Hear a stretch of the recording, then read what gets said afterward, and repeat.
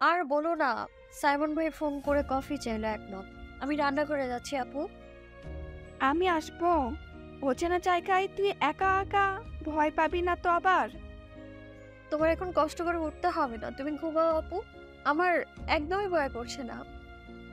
পায়েল আর কিচ্ছুটি বলল না, আর এক মুহূর্ত সময় ব্যয় না করে রাত্রিপ্রিয়া চলে গেল রান্নাঘরে। পায়েল সেদিকে উদাস দৃষ্টিতে তাকিয়ে রইল।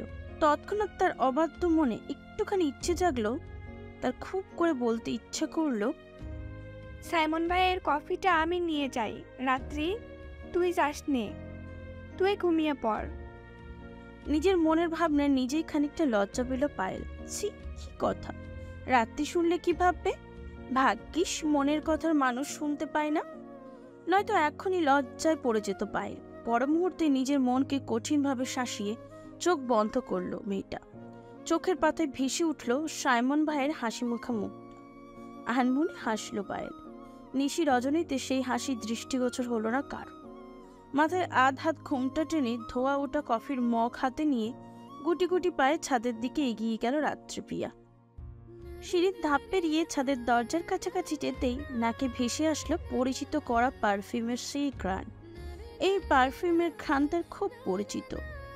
মুহূর্তেই ব্যাপারটা খটকা লাগলো তার। সাইমনময় তার সাথে চিট করছে না তো আবার? ব্যাপারটা ক্লিয়ার হতে পা টিপে টিপে ছাদের দরজার দিকে উকি দিল রাত্রি। ছাদে হালকা রঙিন আলোয় সব কিছু স্পষ্ট। বড়সড় ছাদটা সম্পূর্ণ ফাঁকা, কোথাও কেউ নেই। তবু মেয়েটা ষষ্ঠ ইন্দ্রিয় জানান দিচ্ছে এখানে তার নেতা সাহেব রয়েছে। বাঁকা হাসলো রাত্রিপ্রিয়া। লুকিয়ে লুকিয়ে তাকে ধরতে চাই লোকটা। ধরা তো আজ দিবেই না রাত্রি, তাই দ্রুত ওখান থেকে সরে গেল। উল্টো দিকে ঘুরে নিচে যাওয়ার জন্য পা চালালো। সিঁড়ির কয়েক ধাপ পেরিয়ে যেতেই নিজের হাতের টান অনুভব করলো রাত্রিপ্রিয়া।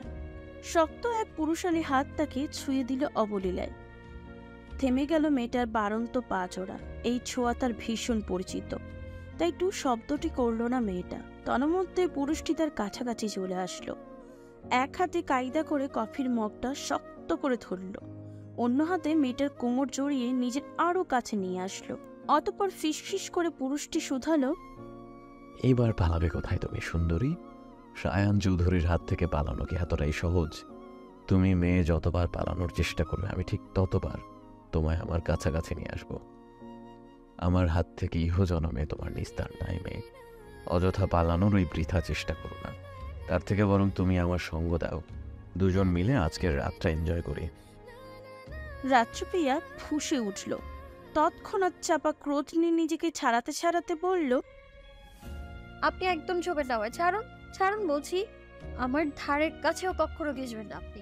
আপনি ভীষণ খারাপ লোক। তখন আমায় কি কি বলছেন সব মনে আছে আমার, সব।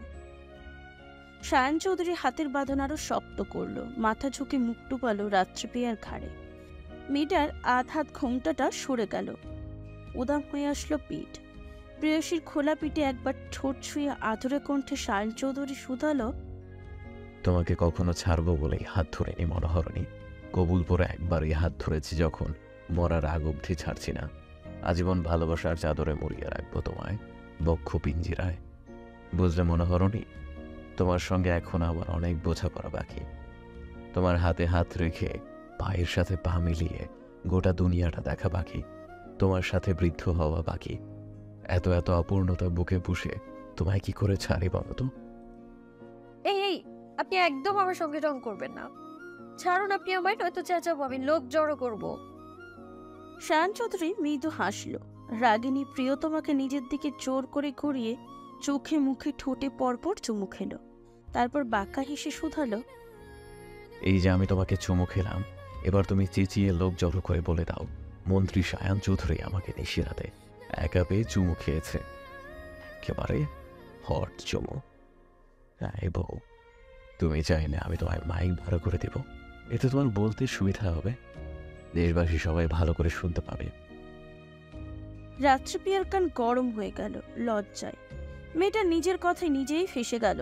ঠিকই তো, লোক চেঁচিয়ে কি বলতো সে? সায়ন চৌধুরী তাকে চুমু খেয়েছে, চড়িয়ে ধরছে এগুলো। ছিছি, কি লজ্জা, কি লজ্জাজনক কথা। তীব্র লজ্জায় নুয়ে পড়ল মেয়েটা। মেয়েটাকে আরো একটু লজ্জা দিতে নেতা সাহেব ভাবুক ভঙ্গিতে পুনরায় বলল, আচ্ছা যান, এক কাজ করো, তুমি ক্যানভাস করে পাড়ায় পাড়ায় রটিয়ে দাও, গোটা দুনিয়াটাকে জানিয়ে দাও এই সায়ান চৌধুরী একজন চরিত্রহীন পুরুষ। মেয়েরা এর থেকে সবাই সাবধান, এতে আমারই বিশেষ সুবিধা হবে। পরনারীর কুদৃষ্টি থেকে নিজের জাহান মাত ইজ্জত হেফাজতে রইল। রাত্রিপিয়া নিজের কানে হাত দিয়ে চেপে বলল, আপনি একটু চুপ করুন প্লিজ, চুপ করুন আপনি। আচ্ছা চুপ করব, একবার শক্ত করে খানিকক্ষণ জড়িয়ে দাও আমায়। সারাদিন খুব জ্বালিয়েছ, এবার আমায় শান্ত করো প্লিজ। একবার বুকে কান পেতে শোনাবো, আমার এই তৃষ্ণার্ত বুক তোমার গভীর আলিঙ্গন চায়। বয়কট বয়কট বয়কট বয়কট করলাম আমি আপনার আলিঙ্গনকে। আপনি খুব বিশ্রীভাবে আমায় উপস্থাপন করেছেন। জানেন আমি ভীষণ কষ্ট পেয়েছি। আপনি তো জানেন আমি অমন মেয়ে নই। তখন বেখেয়ালিতে ব্যাপারটা হয়ে গিয়েছে। আপনি ভালোভাবে বললেই পারতেন। সরি বউ। কিসের সরি? সরি বললেই কি সব ঠিকঠাক হয়ে যায়? আপনি যে বিনা কারণে আমায় এতগুলো বাজে কথা শোনালেন, এই কথা আমি ইহজন্মেও ভুলবো না। এই দাগটা আমার মনের কোথাও না কোথাও রয়ে যাবে। আরে আপনার হক নষ্ট হবে বলে আমি পরপুরুষের দিকে ভালো করে তাকাই না পর্যন্ত, সেখানে শরীর দেখানো তো বিলাসিতা মাত্র। এটা বোঝা উচিত ছিল আপনার। বলতে বলতে ফুপিয়ে কেঁদে উঠল রাত্রিপিয়া। অভিমানে মুখ খুঁড়িয়ে নিল অন্যদিকে। সায়ন চৌধুরী তৎক্ষণাৎ তাকে পাজা কোলে উঠালো। আকস্মিক ঘটনায় হকচকিয়ে গেল মেয়েটা। নিজের শরীরে ভারসাম্য রাখতে তৎক্ষণাৎ এক হাতে সায়নের গলা জড়িয়ে ধরল, ডান হাতে কফির মগটি এক ফাঁকে সিঁড়ির উপর নামিয়ে রেখেছিল সায়ন, নয়তো এক্ষুনি গায়ে পড়তো তার। সায়ন চৌধুরী ওভাবেই ধীর পায়ে ছাদের দিকে এগেল। অভিমানী পেয়সীর মুখ পানে তাকিয়ে কোমল কণ্ঠে শুধালো, সব কথা মনে রাখতে নেই বউ, একটু বেশি ভালোবাসি তো তোমায়, তাই তোমার দিকে কেউ বাজে ইঙ্গিতে থাকালে জাস্ট বুকে লাগে। তুমি কেন নিজের প্রতি এতটা উদাসীন হলে বউ? ওরা তোমায় খুব বাজেভাবে দেখছিল, লালসার দৃষ্টি বুলিয়েছে তোমার সারা গায়ে। পুরুষ হয়ে ওদের মন পড়ে নিতে আমার খুব একটা সময় লাগেনি। তখন মাথাটাই গরম হয়ে গিয়েছিল, তাই খুব বাজেভাবে রিয়াক্ট করে ফেলছি। সকালের ওই ব্যাপারটার জন্য আমি ভীষণ লজ্জিত। সরি জান, আমার একদমই এমনটা করা উচিত হয়নি। এই যে কানে ধরেছি, আর এমনটা হবে না। রাত্রিপিয়ার কান্না থামল। তার এতক্ষণের মান অভিমান মিলে গেল। এবার সে বোঝা গিয়েছে হঠাৎ নেতা সাহেবের এত রাগের কারণ। নিজের কাজের জন্য নিজেও লজ্জিত মেয়েটা। তবু ওনার কথা এত তাড়াতাড়ি গলে যাওয়া যাবে না। অভিমান রাগ চালিয়ে যেতেই হবে। রাত্রিপিয়ার মুখ কুমড়া করে অন্যদিকে তাকিয়ে রইল। সায়ন চৌধুরী আলতো হাসল, গুটি গুটি পায়ে হেঁটে ছাদের মাঝ বরাবর দাঁড়ালো। রাত্রিকে কোল থেকে নামিয়ে নিজের পাশে দাঁড় করালো। এরপর বউয়ের গাল ছুঁয়ে মোলায়েম কণ্ঠে ডাকলো, বউ এখনো রেগে আছো? একটু শোনো, শান্ত হও, আমার কথাটা তো শোনো। কি? ভালোবাসি। জানা কথা। প্রেমে পড়েছি। কার? সায়ন চৌধুরী আলকোচে প্রিয়তমাকে বুকে জড়িয়ে ধরে বলল, তোমার। সে আর নতুন কি? এই প্রেম একদম নতুন। ও মা, একটা মানুষের প্রেমে নতুন করে কতবার পড়া যায়? তা জানি না, তবে আমার তো রোজ রোজ নতুন করে তোমার প্রেমে পড়তে ইচ্ছে হয়। রোজ রোজ তোমাকে জড়িয়ে ভালোবাসতে ইচ্ছে হয়। বেলি ফুলের তীব্র গন্ধ তোমার চুলে খুঁজতে, বেলি ফুলের তীব্র গন্ধ তোমার চুলে গুজতে ইচ্ছে হয়। কাঠগোলাপের অলস মায়া তোমার চোখে দেখতে ইচ্ছে হয়। আরো কত কিছু ইচ্ছে হয়। মিথ্যে। সত্যি বলছি, এটা কোনো রূপকথা নয়, মন ভুলানো গল্প নয়। আবারও বলছি, আমার এই অবুঝ হৃদয় শুধু তোমাতে অদৃশ্য হয়, তোমাতে আসক্ত হয়, তোমাতেই বিলুপ্ত হয়, তোমাতে নিঃস্ব হয়। তাই আমার রোজ রোজ তোমাকে চাই। এই জীবনের শেষে, অন্য জীবনের শুরুতেও যেন তোমাকে পাই। শতবার শত কোটি বছরের জন্য আমার তোমাকে চাই।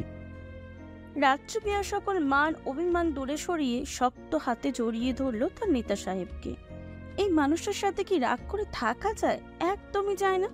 সায়ন চৌধুরী তার শঙ্ক দিল, মৃদু স্বরে পুনরায় জানতে চাইল, রাগ কমেছে বউ? কমেনি। তাহলে আর কি কি করলে তোমার রাগ কমবে শুনি? রাত্রিপিয়া চট জলদি তাকে ছেড়ে দিল, হাত ধরে বলল, চলুন আমার সঙ্গে। সায়ন চৌধুরী বিনা বাক্যে প্রেয়সীর পায়ের সাথে পা মেলালো। রাত্রিপ্রিয়া তাকে নিয়ে গেল ছাদের অন্য প্রান্তে।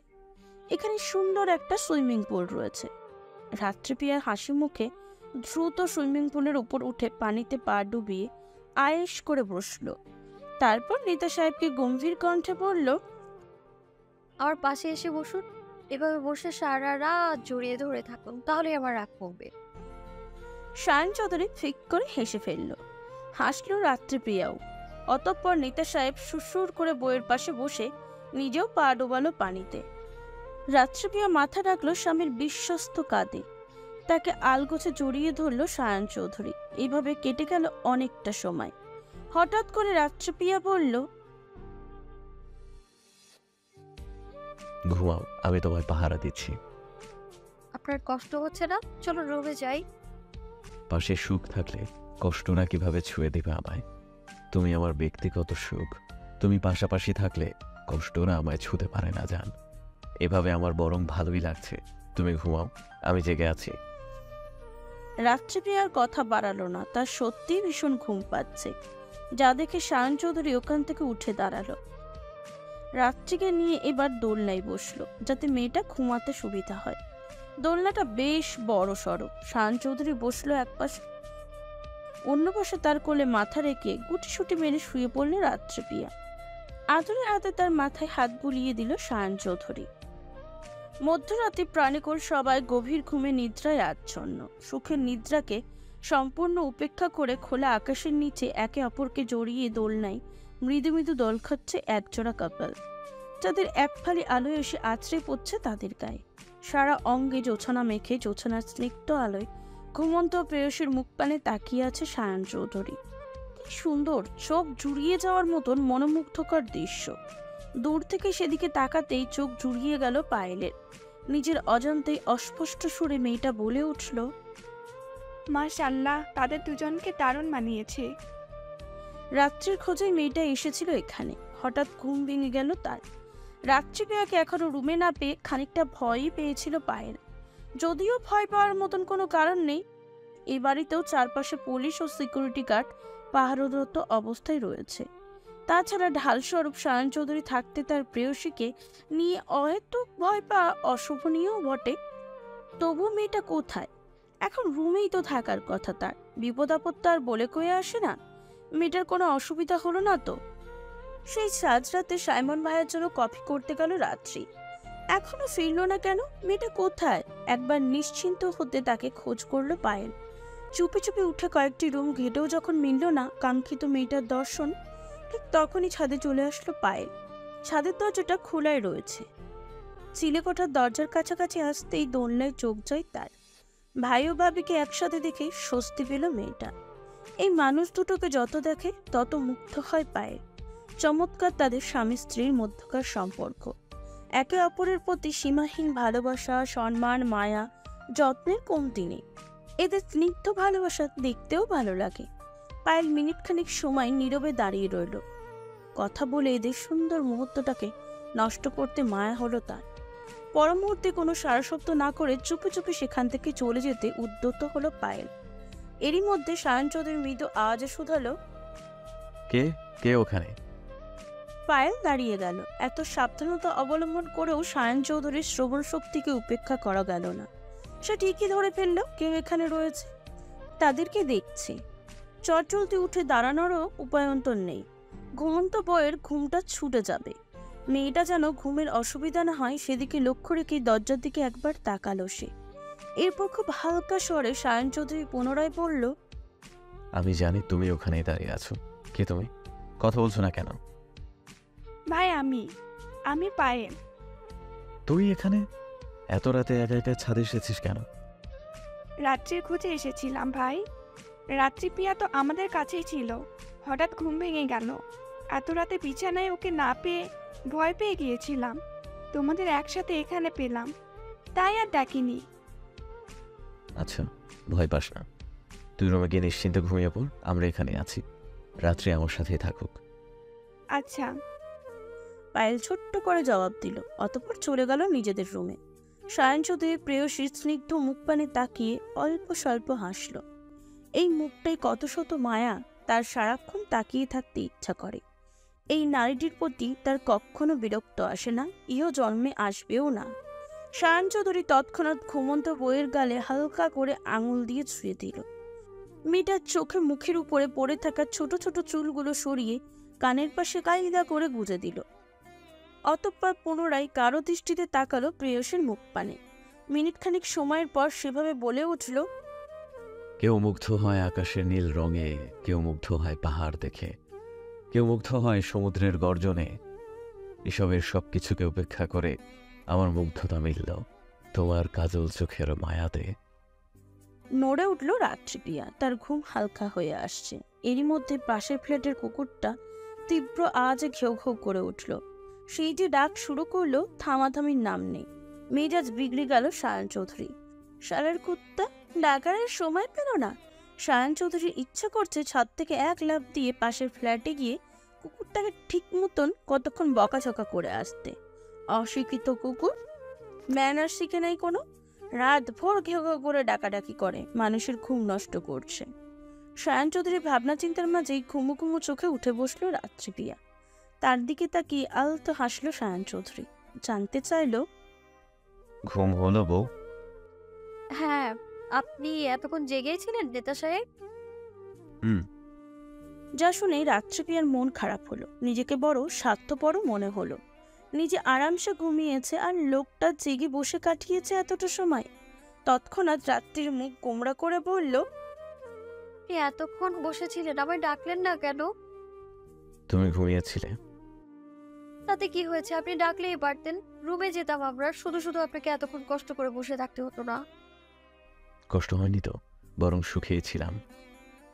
আচ্ছা চলুন এবার রুমে যাই আমরা। বলতে বলতে দোলনা থেকে তড়িৎ গতিতে উঠে দাঁড়ালো রাত্রিপ্রিয়া। সায়ন চৌধুরী আর কথা বাড়ালো না। দুজন একসাথে নিচে নামলো। সাজ পরে আজ ঘুম ছুটে যায় নয়নের।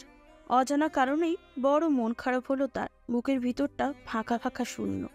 সব থেকেও কোথাও যেন কেউ নেই। কি অদ্ভুত অসুখ, নিদারুণ এক সূক্ষ্ম যন্ত্রণা। এই যন্ত্রণা থেকে নিস্তার পেতে বিছানা ছাড়ল নয়ন। বাসার সবাই এখনো ঘুমোচ্ছে, তাই সাবধানতা অবলম্বন করে তৎক্ষণাৎ ছাদে চলে এলো ছেলেটা। বেচারা ছাদে এসে বারংবার পায়চারি করছে, ঘন ঘন তাকাচ্ছে পাশের ছাদে, যেন সে কারো আসার অপেক্ষা করছে। মনটাও বড় আশপাশ করছে। কয়েকদিন ধরে পাশের ছাদে থেকে কাঙ্ক্ষিত মেয়েটাকে দেখছে না সে। এই মুহূর্তে তাকে ভীষণ দেখতে ইচ্ছা করছে। তার এই অদ্ভুত অসুখের কারণ কি তবে ওই মেয়েটা? তার মন বলছে এক পলক মেয়েটাকে দেখলেই শান্ত হয়ে যাবে নয়নের যন্ত্রণা। কবে ফিরবে মেয়েটা? পর মুহূর্তে নয়ন পাশের ছাদের দিকে তাকিয়ে গাঢ় কণ্ঠে শুধালো,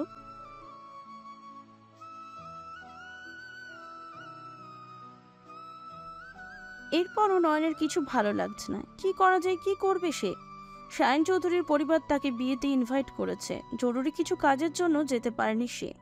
গেলেই বোধহয় ভালো হতো। পরশের আশেপাশে থাকা যেত কদিন, কাজ তো পরেও করা যেত।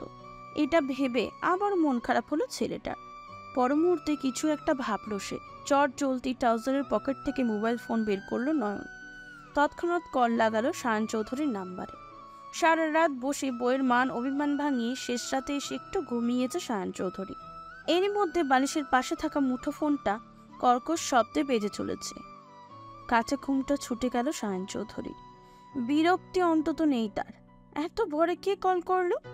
এমার্জেন্সি বোধ হয়, তাই দ্রুতই হাতে নিল ফোনটা। ফোনের স্ক্রিনে জলজল করছে হিটলার নামটা। বন্ধু নয়নের নাম্বারটা এইভাবেই সেভ করে রেখেছে সে। ভোর 5টা। এত ভোরে নয়নের কল? খানিকটা চিন্তিত হলো সায়ন চৌধুরী। এত কিছু না ভেবে দ্রুত ফোন রিসিভ করলো ছেলেটা। উদ্বিগ্ন কণ্ঠে শুধালো, হ্যাঁ দোস্ত বল, কি হয়েছে তোর? তুই ঠিক আছিস? কোনো সমস্যা? আরে রিল্যাক্স দোস্ত, আমি একদম ঠিক আছি। ঘুম আসছে না, তাই ভাবলাম একবার তোর খোঁজ খবর নেই। কি করছিস? খুব শান্ত স্বরে বলল নয়ন, যা শুনে অশান্ত হয়ে উঠল সায়ন চৌধুরী। মানে ভাই, সিরিয়াসলি? সাত সকালে ঘুম থেকে জাগিয়ে জিজ্ঞাসা করছে কি করছিস? তৎক্ষণাৎ সায়ন চৌধুরীর মেজাজ বিগড়ে গেল। সে দাঁতে দাঁত চেপে বলল, এই তো সদরঘাটে বসে জুতা বিক্রি করছি, একদম 100, একদম 100, যেটা ধরেন 100, ছোট বড় 100, দেখে লোন 100, বাচ্চা লোন 100, সাইজে বড় 100, নতুন নতুন 100, চমক নেন 100। আরে বাহ, দেশে একই দুর্ভিক্ষ লাগলো ভাই। মন্ত্রী সায়ান চৌধুরী পার্লামেন্ট রেখে এখন জুতা বিক্রি করছে। এই দিন দেখার জন্যই কি বেঁচে আছি আমরা? দুঃখী দুঃখী মুখ করে বলল নয়ন, যা শুনে সায়ন চৌধুরী বন্ধুকে কিছু রহস্যময়ী গালি দিল। এরপর মুখের ওপর ফোন কেটে দিয়ে ফোনটাই বন্ধ করে ফেলল। শেষ রাতে এসে সাইমনের পাশেই শুয়েছিল সায়ন চৌধুরী। এদের দুই বন্ধুর যন্ত্রণার সাইমনের ঘুমটা নষ্ট হলো। সে ক্ষিপ্ত কণ্ঠে শুধালো, কি সমস্যা তোর সায়ান? সমস্যা আমার না, নয়নের। বলতে বলতে অন্য পাশ ফিরে শুয়ে চোখ বন্ধ করলো সায়ন চৌধুরী। এরই মধ্যে তাকেও কল করলো নয়ন। কিছু রহস্যময় কথা শোনানোর জন্যই সাইমন কলটা সাথে সাথে রিসিভ করলো। ওপাশ থেকে নয়ন দুষ্ট হেসে বলল, কিরে সাইমন, না কি করছিস? ঘুমাচ্ছিস নাকি? সাইমন অত্যন্ত বিনয়ী ভঙ্গিতে বলল, না ভাই, ঘুমাচ্ছি না তো। আমি বসে বসে টিভিতে বিজ্ঞাপন দিচ্ছি। আপনি কি বিয়ে করতে ভয় পাচ্ছেন? দাম্পত্য জীবনে অসুখী? বিশেষ মুহূর্তে দুর্বল? আর নয় চিন্তা, আর নয় ভয়। আপনাদের জন্য আমরা নিয়ে আসলাম কলিকাতা হার্বাল। ইহা এক ডোজই যথেষ্ট। আপনার লাগবে নাকি ভাই? একদম ফ্রিতে দিব। বয়স তো আর কম হয়নি। বিয়ে শাদী এবার সেরে ফেলুন। ওসব নিয়ে ভয় পাবেন না। আপনার জন্য রয়েছে কলিকাতা হার্বাল। যা শুনে নয়ন খুক খুক করে কেসে উঠল। বিনা বাক্যে তৎক্ষণাৎ কল কেটে দিয়ে বুকে হাত দিল। অতঃপর থপ করে বসে পড়ল মেঝেতে। এই ছেলেটাকে কেন যে কল দিতে গেল সে? এখন নিজেরই ইজ্জত বাঁচানোই মুশকিল হয়ে পড়ল। গত হলো 2 দিন। বিয়ে বৌভাত অনুষ্ঠান সম্পন্ন করে চৌধুরী পরিবার ফিরল নিজ কুঠিরে। তাদের সঙ্গে আনোয়ার সাহেবও ঢাকায় এসেছেন। মেয়ের বাড়িতে এক রাত থেকেছেন। আরও 2 দিন থাকবে বলে নিয়ত করেছিলেন। সকালে সবার সঙ্গে একসাথে নাস্তা করে উনি বসার ঘরে কেবল বসেছেন। আজকের পত্রিকার পাতা উলট পালট করছিলেন। এমন সময় অফিস থেকে সেক্রেটারির ফোন কল। সেক্রেটারি জানালো,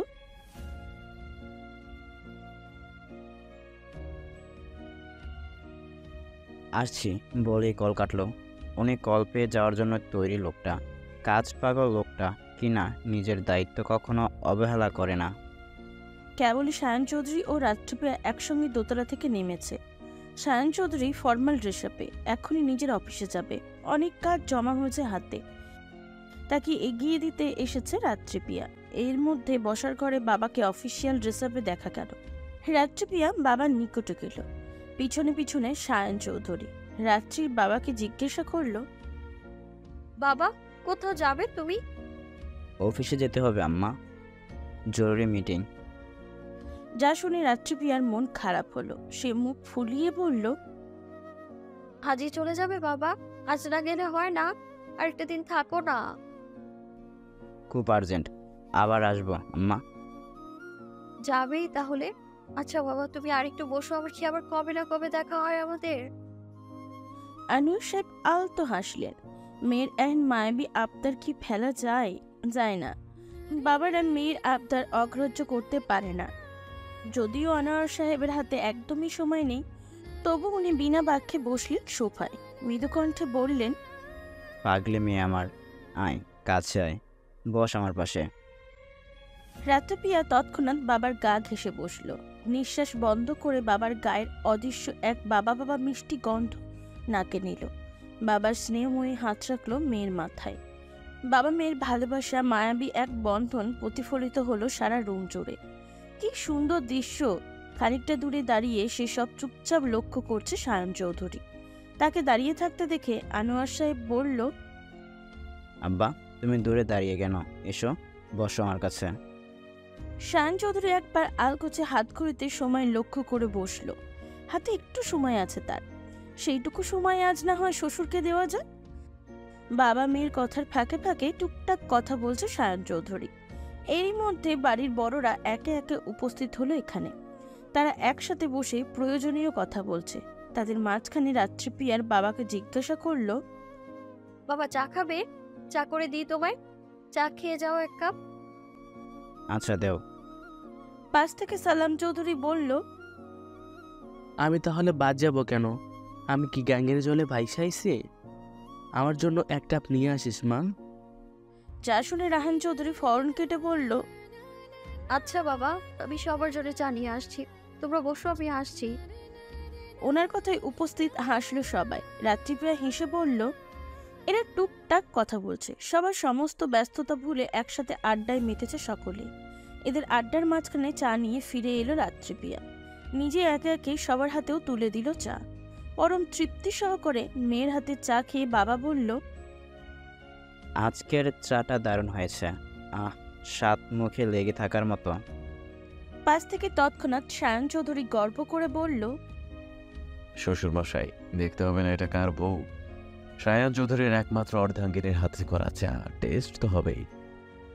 এর কথায় পুনরায় হাসল সবাই। পরমূত্রে আনোয়ার সাহেব সালাম চৌধুরীকে উদ্দেশ্য করে বলল, ভাইজান, এখন উঠিতে হবে। হ্যাঁ, তা তো অবশ্যই। তার আগে আপনারা কথা দিন, আমার বাসায় বেড়াতে যাবেন কবে? আমার ঘরে এখন আপনার বোন জীবিত নেই, তাই বলি কি আর ওইদিকে আসা যাবেন না? আপনার এখন আমার বাসায় আত্মীয়, সেই হিসেবে হলেও তো আসা যাওয়া করবেন।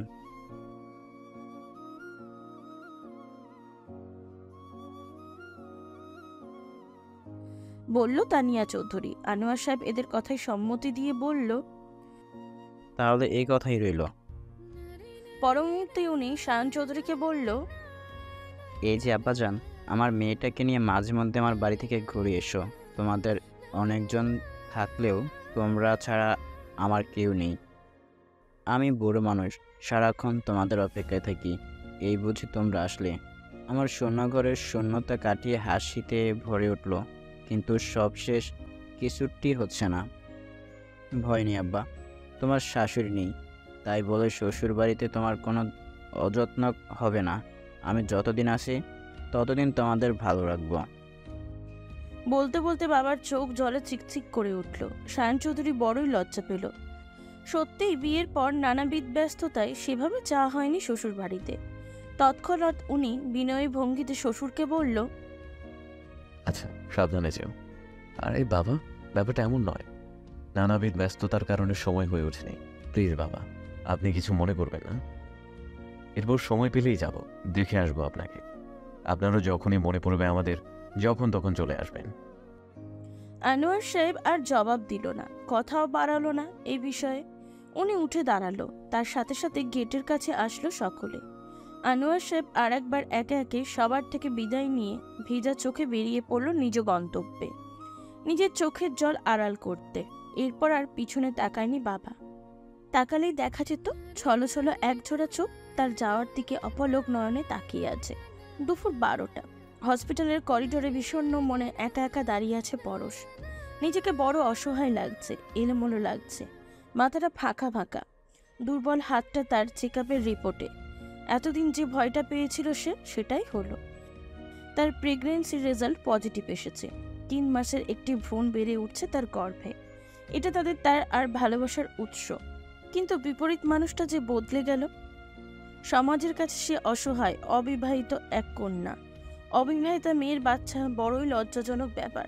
কি করবে এখন পরশ? কি করে বাঁচাবে এই বাচ্চাটাকে? আদেও কি বাঁচবে এই প্রাণটা, নাকি তার জায়গা হবে কোনো এক ডাস্টবিনে?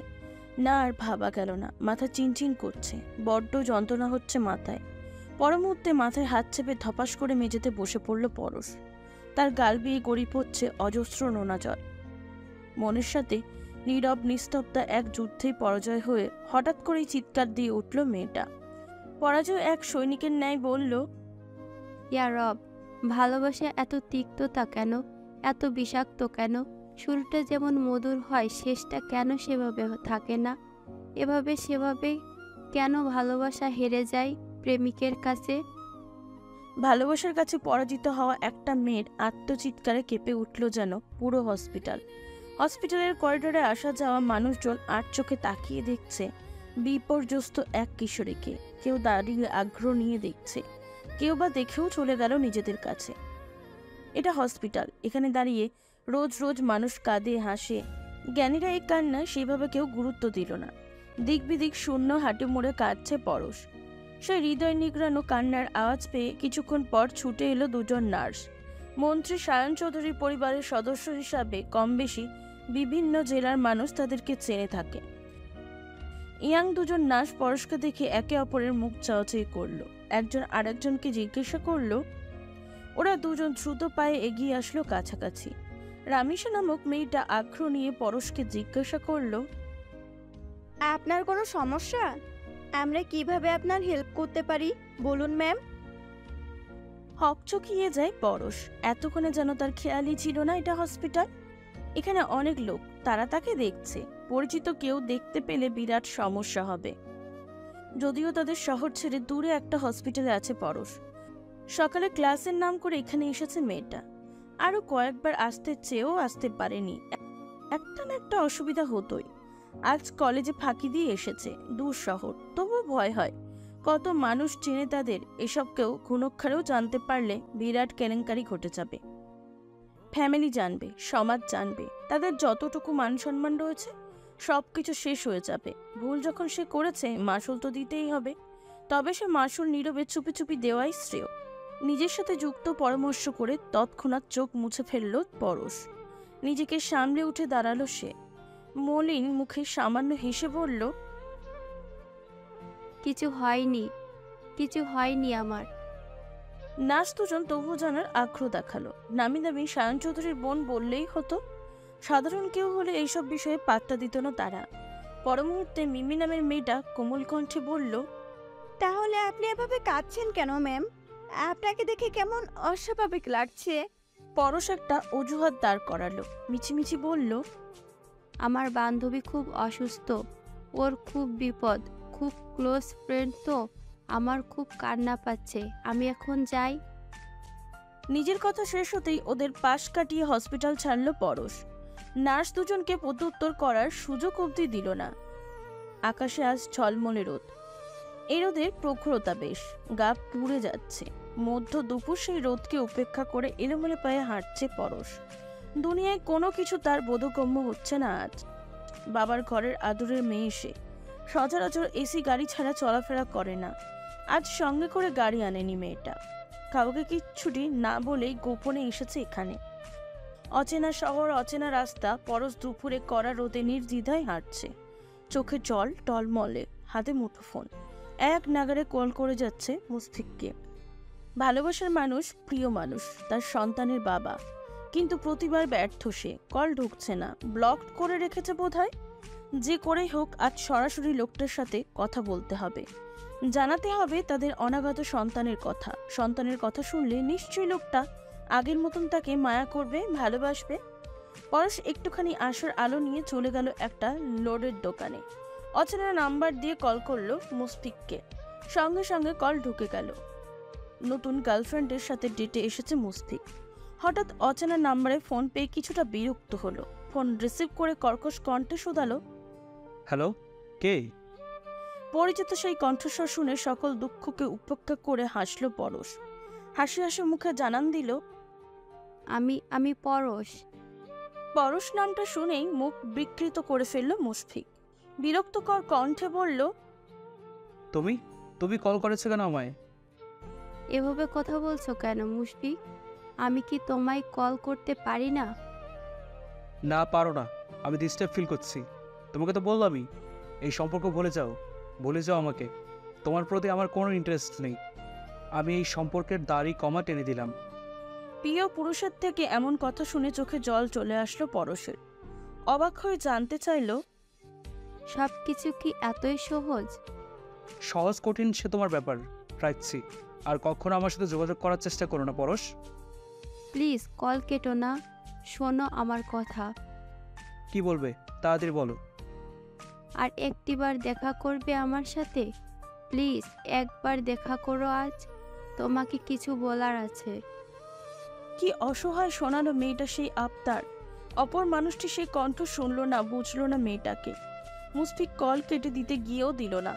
বলল, আজ সময় হবে না, আগামীকাল বিকেলে পার্কে এসো। বলেই মুখের ওপর খট করে কল কেটে দিল মুশফিক। প্রিয় মানুষের অবহেলার কাছে মেয়েটার গাল বেয়ে আরেক তোফা নোনা জল গড়িয়ে পড়ল। আশাহত মনটা নিয়ে পুনরায় ফিরল বাড়িতে। রাত 11টা। এরই মধ্যে একে একে চৌধুরী বাড়ির সকলে নিজ কর্মস্থান থেকে ফিরল। বাড়ির পুরুষরা ফিরতেই ডাইনিংয়ে খাবারের ব্যবস্থা করলো রাত্রি প্রিয়া।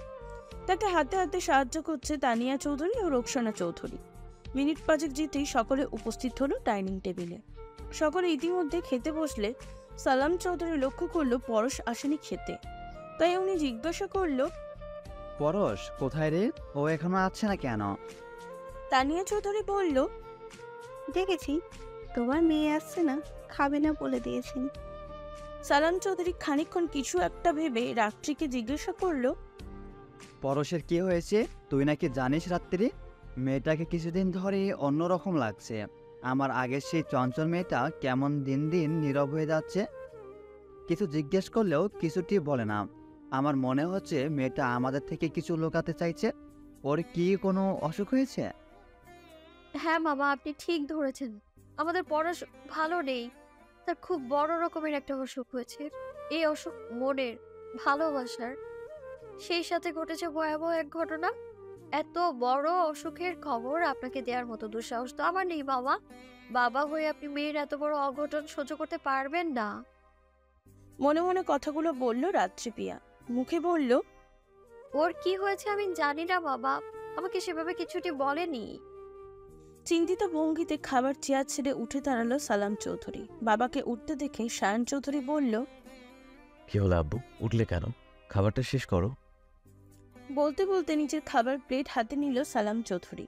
পা বাড়ালো ছোট মেয়ের রুমের দিকে। ওনার পিছনে পিছনে রাত্রিপ্রিয়াও সেদিকে গেল। উপস্থিত সবাইকে একবার বলে গেল, আমিও একটু যাই, পরশকে দেখে আসি। কেউ আর প্রত্যুত্তরে কিচ্ছুটি বলল না। সবাই চুপচাপ খাচ্ছে। শুধু খাবার প্লেটে হাতে রেখে খাবার নাড়াচাড়া করছে সায়ন চৌধুরী। বাসায় আসার পর থেকে তার চোখ মুখ অস্বাভাবিক রকমের গম্ভীর। ব্যাপারটা লক্ষ্য করলো সাইমন। খেতে খেতে জিজ্ঞাসা করলো, তোর কি কিছু হয়েছে সানাম? এত চিন্তিত লাগছে কেন তোকে? কিছু হয়নি। ছোট করে জবাব দিয়ে তৎক্ষণাৎ খাবার ছেড়ে উঠে দাঁড়ালো সায়ন চৌধুরী। সাইমন আবারও বলল, উঠলি কেন? কিছুই তো খেলি না। খেতে ইচ্ছে করছে না বলে চটজলদি নিজের রুমে চলে গেল ছেলেটা। ছেলে কিছু খেলো না দেখে মা হা উঠা শুরু করলো। সেও বার কয়েক ডাক দিয়ে বলল, খাবারটা শেষ করে যা বাবা, কত বড় রাত, না খেলে শরীর খারাপ করবে। সায়ন চৌধুরী সেসব সম্পূর্ণ উপেক্ষা করে রুমের দরজা বন্ধ করে দিল। বিচক্ষণ পুলিশ অফিসার সাইমন চটজলদি বুঝল সায়ন চৌধুরীর খুব বড় রকমের কিছু একটা হয়েছে। ছেলেটা কারণটা সবার থেকে লুকোতে চাচ্ছে। সাইমনের চিন্তা হলো, কি হলো ভাইয়ের? যাই হোক, এখন জিজ্ঞাসা করে লাভ হবে না, পরে একসময় জেনে নেবে বলে ভাবলো সাইমন। দেওয়ালে পিঠ ঠেকিয়ে ফ্লোরে বসে আছে পরশ। ফোনে হাত নিয়ে প্রিয় পুরুষটির ছবির দিকে ঘোলাটে দৃষ্টিতে তাকিয়ে আছে মেয়েটা। ছবিটাই বারবার হাত বুলিয়ে দিচ্ছে সে। মানুষটাকে দেখতে কতটা মায়াবী লাগে, চোখে মুখে কত মায়া ঝরে তার। এই মায়ায় মুগ্ধ হয়েই তো তার প্রেমে পড়েছিল পরশ। বোকা মেয়েটা দেহ মন উজাড় করে ভালোবাসলো মানুষটাকে। এরপর ছেড়ে যাব না বলেও মানুষটা তাকে মাঝপথে ছেড়ে দিচ্ছে।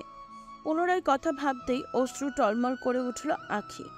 দুফোঁটা জল গড়িয়ে পড়ল ফোনের স্ক্রিনে। তবু মেয়েটার দৃষ্টি অনর শখের পুরুষের প্রতিচ্ছবিতে। সেদিকে তাকিয়ে হঠাৎ করে সে আক্ষেপ করে বলে উঠল, তুমি দেখতে মায়ারাস কিন্তু পাষাণ। একটু বলে থামলো মেয়েটা। পুনরায় ভারী দীর্ঘশ্বাস ছেড়ে আবার বলল, আমার অভিমান কখনো জিততে পারেনি তোমার ভালোবাসার কাছে। আজ ভাবতেও অবাক লাগে, এত তীব্র ভালোবাসারও রং পাল্টে গেল কতটাই সহজে। এরই মধ্যে দরজায় ঠক ঠক আওয়াজ কর্ণ করে পৌঁছাতেই কল্পনা থেকে বের হলো পরশ। বাবা অনবরত ডাকছে, পরশ মামুনি, মা ঘুমিয়েছিস? দরজাটা খোল। বাবার কণ্ঠ শুনতেই ফোনটা চট জ্বলতে লুকিয়ে ফেলল পরশ। নিজেকে স্বাভাবিক করতে ওয়াশরুম থেকে দ্রুত চোখে মুখে পানি ছিটিয়ে এলো পরশ। এরপর বিষণ্ণ মনে দরজা খুলে দিল। সালাম চৌধুরী খাবার হাতে ভিতরে প্রবেশ করলো, সাথে রাত্রিপ্রিয়াও। বাবা খাটে গিয়ে বসতে বসতে জিজ্ঞাসা করলো, দরজা খুলতে এত দেরি করলি কেন মা? পরশ মাথা নিচু করে বলল, ঘুমিয়ে গিয়েছিলাম বাবা। মেয়ের কথা যেন তার বিশ্বাস হলো না। উনি বিজ্ঞদের মতন তাকালো মেয়ের মুখ পানে। মুহূর্তেই আটকে উঠল বাবার কোমল হৃদয়। মেয়েটার চোখ দুটো লাল ফুলে গিয়েছে অস্বাভাবিক রকমের। তৎক্ষণাৎ উনি উত্তীর্ণ কণ্ঠে বলল, পরশমণি, সোনামা, তোর কি হয়েছে? এমন লাগছে কেন তোকে? চোখ মুখ এত লাল কেন? বাবাকে বল। কত মায়া শোনালো বাবার মুখে পরশমণি নামটা। তৎক্ষণাৎ বাবার দিকে তাকালো পরশ। বাবা তাকে সবসময় আদর করে পরশমণি বলে ডাকে। এই মানুষটাকে সে ঠকিয়েছে, একজনকে ভালোবেসে বিভোর হয়ে ঠকিয়েছে তার পরিবারকে। ভাবতেই অপরাধ বোধ অনুভব হলো মেয়েটার পক্ষে। অনুশোচনায় বাবার দিকে তাকিয়ে থাকতে পারল না। আবারও কান্না দলা পাকিয়ে আসছে। সারাদিন কাঁদার ফলে এই অবস্থা হয়েছে। বাসায় এসে একাকী খুব কেঁদেছে। আজকাল যেন কান্না তার অভ্যাসে পরিণত হয়েছে। এই যে এখনো গলা ফাটিয়ে কান্নার ভিতর থেকে উতলে আসছে।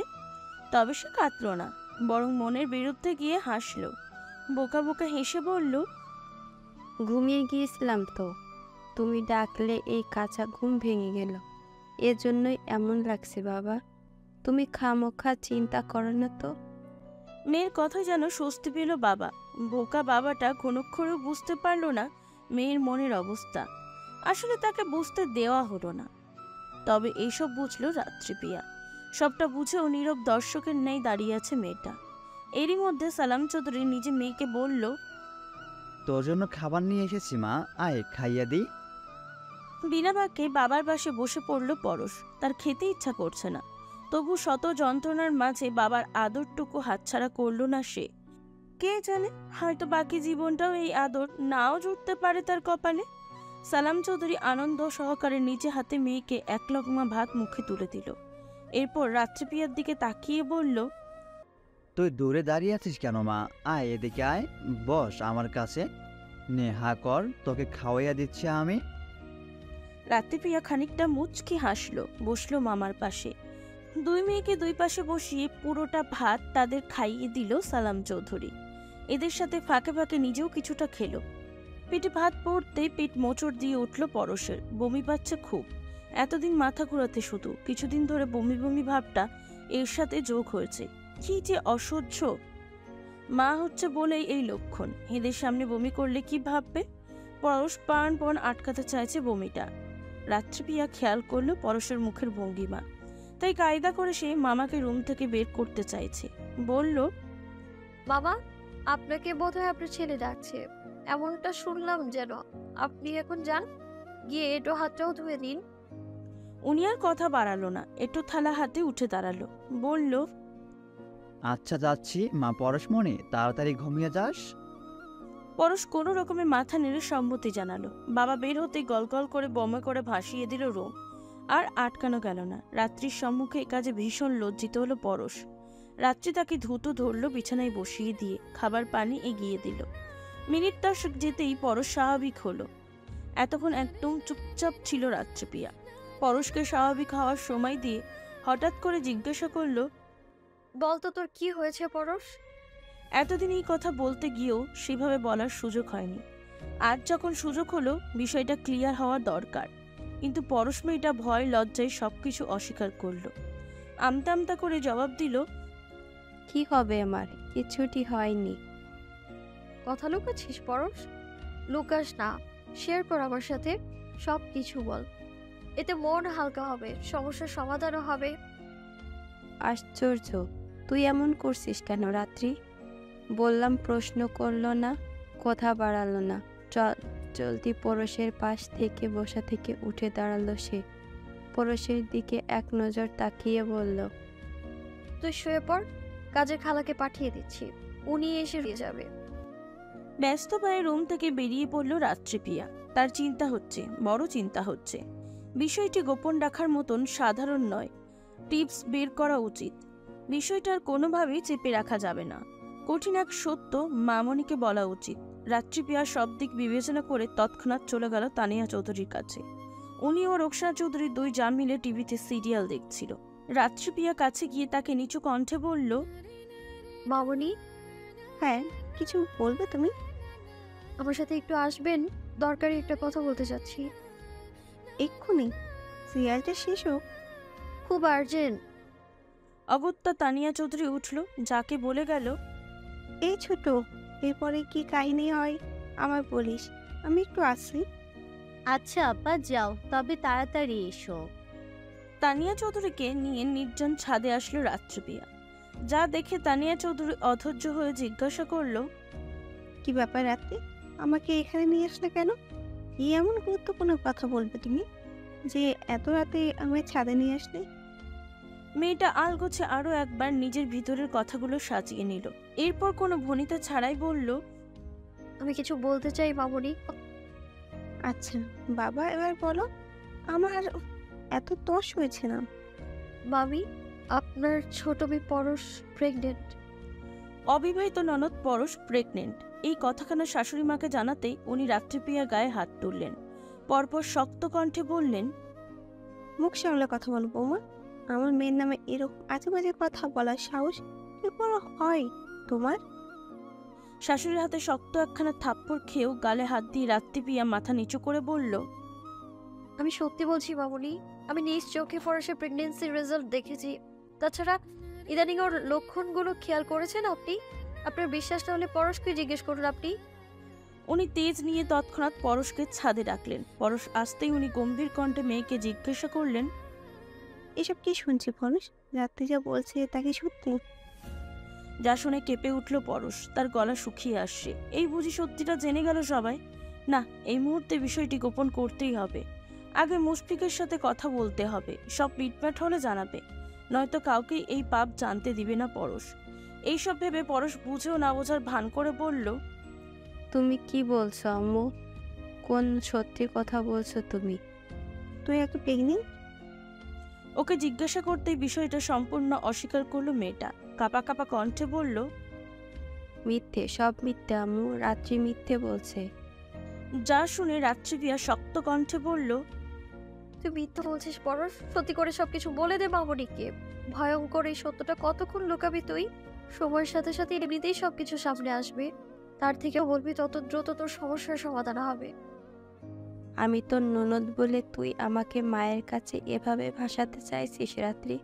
ছি, নিজেকে ভালো সাজাতে তুই এত বড় একটা জঘন্য অপবাদ দিলি আমায়। আম্মু বিশ্বাস করো, রাত্রি সব মিথ্যা বলছে, সব। নিজের কথা শেষ করে আর এক মুহূর্ত এখানে দাঁড়ালো না পরশ, তৎক্ষণাৎ রুমে চলে গেল। কথায় বলে না, চোরের মায়ের বড় গলা। রাত্রি জানে বিয়ের আগে প্রেমিক পুরুষের পাপ ঢাকতে সবকিছু এড়িয়ে যাচ্ছে মেয়েটা। হয়তো সবার অগোচরে বাচ্চাটা ফেলে দেবে কোনো এক ডাস্টবিনে। পাপ তো যে কোনো সময় লোকজন জানাজানি হয়ে যাবে, সম্মান যাবে তাদের, মেয়েটা হবে সমাজের কাছে নষ্ট। ননদের উপকার করতে এসে শাশুড়ির কাছে অপরাধী হলো রাত্রিপ্রিয়া। সাধারণত কোনো মাই অবিবাহিত এক মেয়ের থেকে এমনটা আশা করে না। সেখানে রাত্রিপ্রিয়া কত বড় এক ভয়ঙ্কর সত্য জানালো ওনাকে। উনি কিছুতেই বিশ্বাস করল না সে কথা। মেয়ের কথায় সাই জানিয়ে ফুঁসে উঠল তানিয়া চৌধুরী। পুনরায় মেয়েটাকে মারার জন্য হাত বাড়ালো। ঠিক তখনই তার হাতটা ধরে ফেলল সায়ন চৌধুরী। উনি মাকে বলল, আম্মু, যে হাত একবার আমার স্ত্রীর দিকে বাড়িয়েছ তুমি, সে হাত দ্বিতীয়বারের মতো আর বাড়িও না। আমার স্ত্রীর গায়ে হাত তোলার অধিকার আমি আর কাউকে দেখিনি। সে ভুল করে তার বিচার করার জন্য আমি আছি। আমি সবকিছু সমঝোতা করব। ছেলের থেকে নিজের হাত ছটকা মেরে ছাড়িয়ে ক্রোধান্বিত কণ্ঠে বলল তানিয়া চৌধুরী, তোর বয়স সাহস কি করে হলো আমার মেয়ের নামে আজে বাজে কথা বলে? যা শুনে সায়ন চৌধুরী গম্ভীর কণ্ঠে বলল, একপাক্ষিকভাবে বিচার করলে তুমি ভুলও হতে পারো আম্মু। তোমার উচিত ছিল সত্য মিথ্যা যাচাই করা। তুই তোর বউয়ের হয়ে সাফাই করছিস সানাম? ছি ছি ছি, এতটা অধঃপতন হয়েছে তোর। আম্মু, তুমি আমার জন্মদাত্রী। তুমি আমার কাছে সব মানের শ্রদ্ধার। তুমি সবার উপরে। তেমনই আমার অর্ধাঙ্গিনী আমার কাছে গুরুত্বপূর্ণ। তাকে আমি ভালোবাসি। তাকে সুরক্ষিত রাখা আমার দায়িত্ব। আমার স্ত্রী কোনো ভুল করলে তাকে আমি শাসন করব। তুমি শাশুড়ি হয়ে তার গায়ে হাত তুলতে পারো না। মাকে কিছু বলতে না দিয়ে সায়ন চৌধুরী রাত্রিপ্রিয়াকে নিয়ে ওখান থেকে রুমে চলে আসলেন। কেননা এখানে দাঁড়ালেই মায়ের সাথে তর্ক বাড়বে, কথা কাটাকাটি হবে, যা একদমই চাইছে না ছেলেটা। তানিয়া চৌধুরী ছেলের আচরণে ফুঁসে উঠল।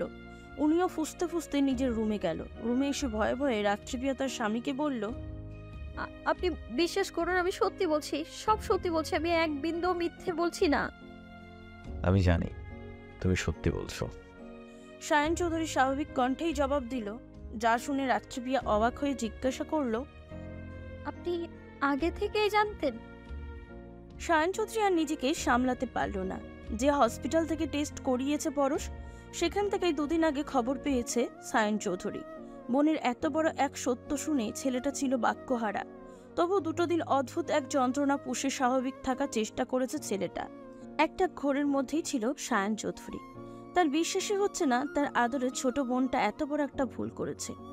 এই মুহূর্তে আর নিজেকে সামলানোর শক্তি হলো না তার।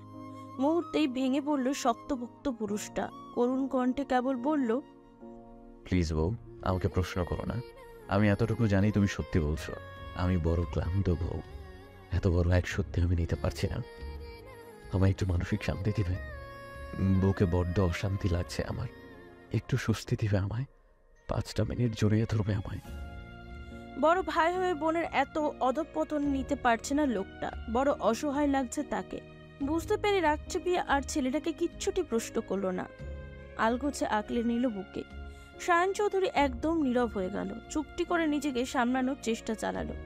মিনিট 10 যেতেই সায়ন চৌধুরী হঠাৎ করে বলে উঠল, সরি বউ, আজকে আমার আম্মুর ব্যাপারটার জন্য আমি আন্তরিকভাবে দুঃখিত। তুমি প্লিজ কিছু মনে করো না। যতই হোক, পরশ তার মেয়ে। মা হয়ে মেয়ের নামে হঠাৎ করে এমন কথা বললে রাগটাই স্বাভাবিক। উনি তো আর সত্যটা জানেনি। আমি ওনার আঘাতে যতটা না কষ্ট পেয়েছি, আপনার সঠিক ব্যবহার ঠিক ততটাই মুগ্ধ হয়েছি আমি। সব পুরুষ মায়ের করা বলে সঠিক জবাব দিতে পারে না, বউয়ের হয়ে তো একদমই না। আপনি সেই দুঃসাহসিকতাও দেখালেন। এমন পুরুষের মায়ের উপর রাগ করা যায় না। যার তখনকার ঘটনাটা মন থেকে মুছে ফেললাম আমি। সায়ন চৌধুরী আর জবাব দিল না। মাথা চেপে শুয়ে পড়ল বিছানায়। রাত্রিপ্রিয়া তৎক্ষণাৎ স্বামীর মাথাটা নিজের কোলে উপরে রেখে হাত বুলিয়ে দিল, ভরসা দিল। নেতা সাহেব, চিন্তা করবেন না, শান্ত হন আপনি। আমি আছি তো। যা হওয়ার ছিল হয়েছে। রিল্যাক্স, এখন আমরা পেয়ে যাব। আপনি চিন্তা করবেন না। আপনি শক্তপোক্ত পুরুষ। আপনাকে এভাবে ভেঙে পড়তে দেখলে আমার না ভালো লাগবে না। এত দুর্বল তো আমার নেতা সাহেব নয়। সায়ন চৌধুরী ভরসা পেল। নিজেকে শান্ত করতে তৎক্ষণাৎ এক হাতে জড়িয়ে ধরল তার মনোহরিণীকে। হঠাৎ করে তার চোখ দুটো ছলছল করে উঠল। বোনের জন্য তার বড় মায়া হলো। তার পিচ্চি বোনটার কি হবে এবার? না, আর কিছু ভাবতে পারল না সায়ন চৌধুরী। আপাতত এসব ভাবলেও না সে। যত ভাববে তত যন্ত্রণা হবে। এই মুহূর্তে তার একটু মানসিক শান্তি দরকার। পুরুষটা নিজেকে যন্ত্রণা থেকে আড়াল করতে শক্ত হাতে জড়িয়ে ধরল প্রিয়তমা অর্ধাঙ্গানীকে। মুখ লুকালো তার চুলের ভাঁজে। রাত্রিপ্রিয়াও তার নেতা সাহেবকে পরম মমতায় আগলে নিল। মিনিট 10 চুপচাপ এভাবেই কাটল তাদের। এবার কিছুটা শান্ত হলো সায়ন চৌধুরী। যা দেখে রাত্রিপ্রিয়া মৃদু হেসে জিজ্ঞাসা করল, নেতা সাহেব, ভালো লাগছে আপনার? কষ্ট কমেছে? সায়ন চৌধুরী বইয়ের কপালে আলতো করে চুমু খেয়ে বলল, বিশ্বাস করো বউ, হাজারো কষ্টের মাঝে তোমার একটুখানি জড়িয়ে ধরলে আমি এক আকাশ পরিমাণ মানসিক শান্তি পাই। রাত্রিপ্রিয়া সকল চিন্তা দূরে রেখে হাসল, বলল, শোনো হে পৃথিবী, আমার এই পুরুষটাকে ভালো রাখার দায়িত্ব নিলাম আমি। এমন পুরুষ সব মেয়ের ভাগ্যে থাকে না। যে মেয়ে পায় সে ভাগ্যবতী। পৃথিবীর বুকে যদি সেরা একজন থাকে তাহলে সেটা আমিই হব। সায়ন চৌধুরী শত ডিপ্রেশন কাটিয়ে হাসলো, প্রাণ খোলা হাসি। তার সঙ্গে তাল মিলিয়ে হাসলো রাত্রিপ্রিয়া। আজকে এই ঘটনা আধারের সাথে মিলে গেল। ওরা 4 জন ছাড়া চৌধুরী বাড়ির কেউ ভয়ঙ্কর ঘটনার মুখোমুখি হলো না। আজ 7 সকালে ঘুম থেকে উঠেছে রায়হান চৌধুরী। বাড়ির সকলে এখনো যে যার রুমে ঘুমোচ্ছে। উনি চুপচাপ ছেলের রুমে গিয়ে খোঁজ করছে ছেলেকে। গুরুত্বপূর্ণ কিছু কথা বলার ছিল তাকে, কিন্তু ছেলেটা এখনো ঘুমোচ্ছে। আজ জগিংয়েও যায়নি। বাড়ির ছেলেমেয়েরা আজকাল কেউ কোনো নিয়ম নীতি কিছুই মানছে না। সকাল 6টা, এখনো সবগুলো ঘুমোচ্ছে। এতে খানিকটা বিরক্ত হলো রায়হান চৌধুরী। পরক্ষণে উনি ঘুমন্ত ছেলেকে বার কয়েক ডাকলো। এই সাইমন, সাইমন। জবাব নেই কোনো। যা দেখে উনি ছেলের গা ছুঁয়ে এবার একটু উঁচু স্বরেই ডাকলো, এই সাইমন, সাইমন ওঠ। সকাল সকাল বাবার কাছে চরম বিরক্ত সাইমন। সে ঘুমু ঘুমু কণ্ঠে বলল, তোমার সমস্যা কি আব্বু? 7 সকালে তোমার বউকে রেখে আমাকে বিরক্ত করছো কেন? একদম ফালতু কথা বলবি না তুই। তুই এখনো ঘুমাচ্ছিস কেন? তাড়াতাড়ি উঠে পড়। কত বেলা হয়েছে জানিস? ওঠ, উঠে একটু ব্যায়াম ট্যায়াম কর তো।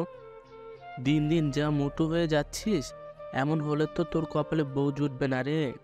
বিয়ে করতে চাইলে শরীরটা একটু ফিটনেস আন। উঠে পড়, চল বাপ বেটা মিলে আজ জগিং করে। সাইমন বাপকে মুখ বাঁকিয়ে বলল, তুমি জগিং ফগিং করে তোমার গোপাল ভাঁড়ের মতো ভুঁড়িটা কমিয়ে সুগার ড্যাডি হয়ে যাও আব্বু। এরপর দেখো বুড়ো বয়সে কোনো তিশার খোঁজ মিলে কিনা। আমার চিন্তা তোমাকে করতে হবে না। আমার শরীরে এখনও যে ফিটনেস আছে, এতেই মেয়েরা আমার পেছনে লাইন বাঁধে। তুমি এখন যাও তো আব্বু, ঘুমাতে দাও আমাকে, রাতে ভালো ঘুম হয়নি। ছেলের কথায় ফোঁস করে উঠল রায়ান চৌধুরী। তৎক্ষণাৎ চোখ গরম করে বলল, হারামজাদা, তোর আজাইরা কথা আমি জুতা দিয়ে ছোটাচ্ছি। নিজের বাপকে কেউ এসব বলে? বেয়াদব ছেলে, এখনই ওঠ। উঠবো না। তুই উঠবি, সাথে তোর বাপও উঠবে।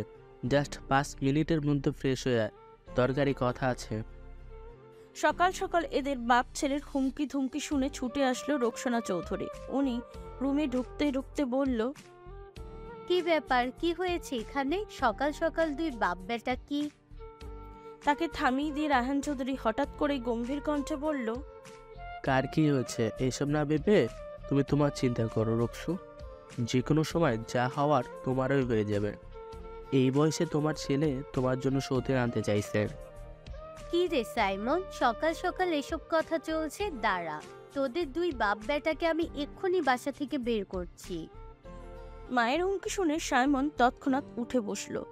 ইনোসেন্ট ফেস করে মাকে বলল, তোমার বুড়া বর এখনো আমাকে ফাঁসাচ্ছে আম্মু। উনি সাত সকালে এসে আমাকে ঘুম থেকে তুলল। এরপর কি বলবো জানো আম্মু? কি বললো? আগ্রহ নিয়ে জানতে চাইল রোকসানা চৌধুরী। সাইমন বাবার দিকে একবার আর চোখে তাকালো, এরপর বাঁকা হেসে বলল, বলল সাইমন আমার জন্য একটা মোস্তাকের তিয়াস মতি পাত্রী খোঁজ, বিয়ে করব আমি।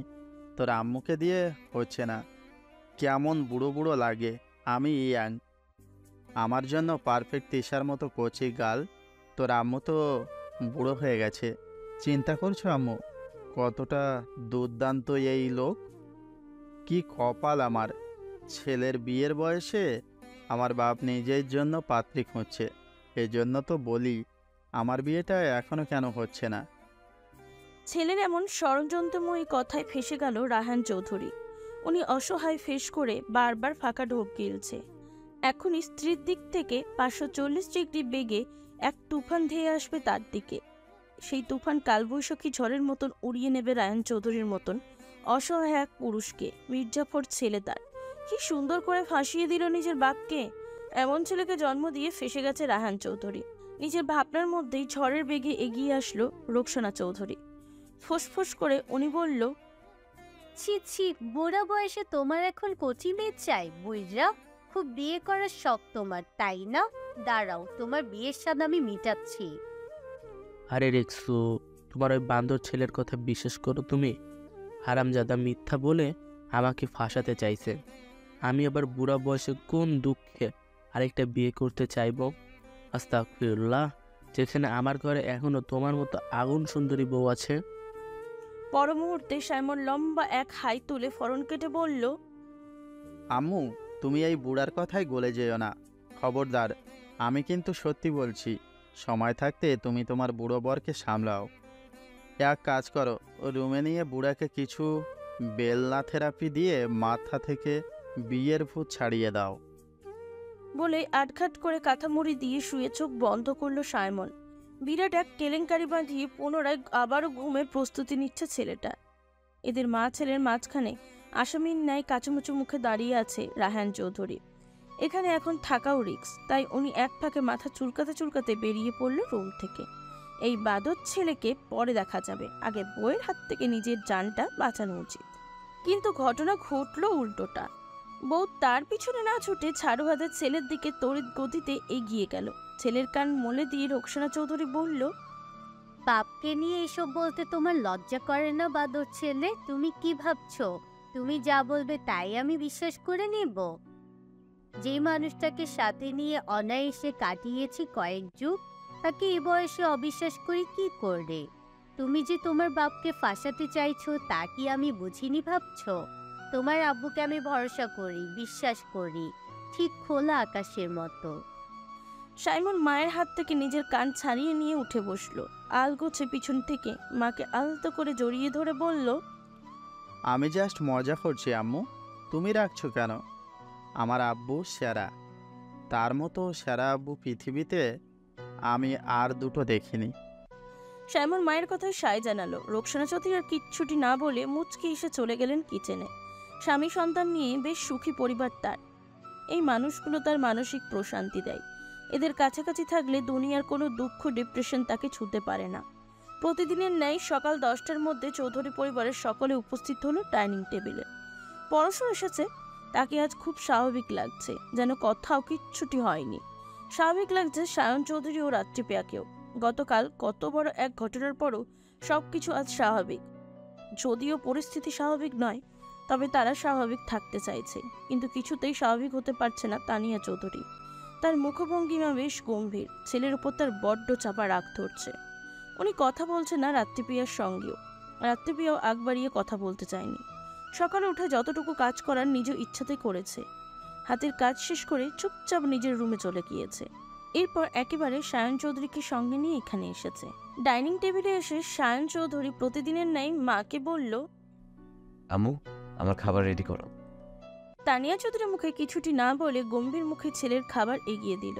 সায়ন চৌধুরী মাকে একবার আলগোছে পর্যবেক্ষণ করে আপাতত কিছু বলল না, চুপ মেরে গেল সে। অভ্যাস মতো মায়ের দেয়া খাবার খাওয়া শুরু করলো। আর যাই হোক, মায়ের হাতে তৈরি খাবার তার লাগবেই। বাকিরাও যে যার মতন খাবার খাচ্ছে। এরই মধ্যে খেতে খেতে তানহা তার চাচুকে আহ্লাদি কণ্ঠে ডাকলো, বড় আব্বু। মেয়েটার অতিরিক্ত আহ্লাদ মানে তার কিছু আবদার। চৌধুরী বাড়ির সবচেয়ে ছোট মেয়েটি তানহা, চঞ্চল এক দুরন্ত কিশোরী, যার দুষ্টুমি খুনসুটিতে চৌধুরী বাড়িতে বয়ে যায় অজানা এক উৎসব। এবার 9ম শ্রেণীতে পড়েছে মেয়েটা, দেখতেও ভারী মিষ্টি। বাড়ির সবার একটু বেশি আদরের সে। ভাতিজির আহ্লাদি কণ্ঠ শুনে সালাম চৌধুরী হেসে বলল, তানা বড় আব্বুর মন বোঝা প্রশ্নে হেসে ফেলল। তার কোনো কিছু দরকার হলে সবার আগে বড় আব্বুর কাছে আবদার করে। আজও করলো। এই মানুষটা তাকে কখনো ফেরায় না, তাই তো সবার আগে তানা খোঁজে বড় আব্বুকে। তানা একগাল হেসে বাচ্চা কণ্ঠে বলল, টাকা লাগবে বড় আব্বু, বন্ধুদের সাথে ঘুরতে যাব। এরই মধ্যে তানাকে জোরে সোরে এক ধমক দিয়ে বসলো সায়ন চৌধুরী। শক্ত কণ্ঠে বলল,